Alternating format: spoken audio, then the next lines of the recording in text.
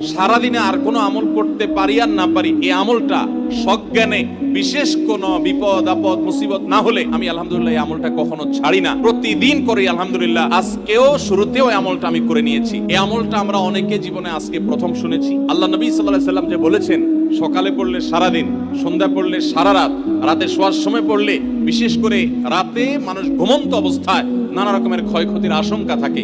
এই সব ধরনের ক্ষয়ক্ষতি থেকে আল্লাহর নিরাপত্তা এসে চলে আসে। আল্লাহ তার হেফাজতের জিম্মাদারি নিয়ে নেন, দায়িত্বশীল হয়ে যান।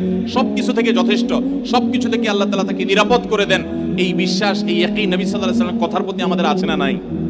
তাহলে এই সূরাগুলো আমরা আজ থেকে আমল করব তো ইনশাআল্লাহ। কোরআনে কারীমের এই শেষের তিনটা সূরা এমন তিনটা সূরা যে আমাদের প্রিয় নবী সাল্লাল্লাহু আলাইহি সাল্লাম সারা দিনে সবচাইতে বেশি সংখ্যক বার যেই সূরাগুলোকে ওয়াজিফা হিসাবে, আমল হিসাবে পড়ার নির্দেশ দিয়েছেন কোরআনে কারীমের, সেই সূরাগুলো হলো এই তিনটা সূরা। এই তিনটা সূরা দিনে এবং রাতে যত বেশি সংখ্যক বার পাঠ করতে হয়, অন্য কোন সূরা, এমনকি অন্য কোন দোয়া এত বেশি সংখ্যক বার পাঠের নির্দেশ কোরআনে অথবা হাদিসে কোথাও দেওয়া হয় নাই।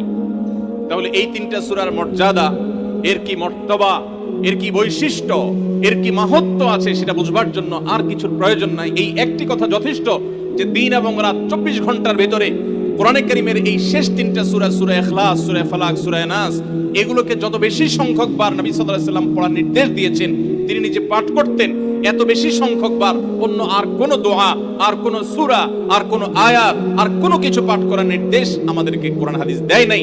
এখান থেকে এই তিনটার সূরা যে আল্লাহর কাছে কত গুরুত্বপূর্ণ, নবী সাল্লাল্লাহু আলাইহি ওয়াসাল্লামের কাছে কত গুরুত্বপূর্ণ, যে রিপিটেডলি এত বেশি সংখ্যক বার পাঠ করার নির্দেশ দেওয়া হয়েছে, এটা পরিষ্কারভাবে বোঝা যায় কি যায় না বলেন?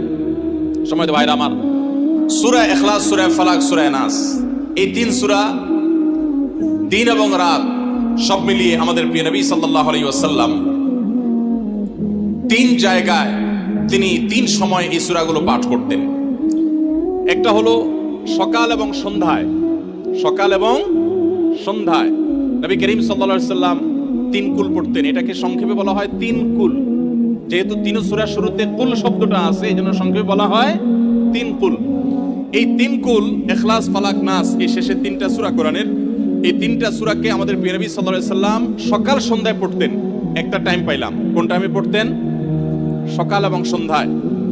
সকাল এবং সন্ধ্যার পাশাপাশি তিনি রাতে ঘুমানোর আগে আবার পড়তেন। তাহলে দুইটা টাইম পাইলাম। আরেকটা টাইম হলো 5 ওয়াক্ত নামাজের পরেও তিনি পাঠ করতেন। তাহলে কয় টাইম হলো? 3 টাইম। 3 কুল পড়তে হয় প্রতিদিন রাত, পুরা 24 ঘন্টার মধ্যে কয় টাইম?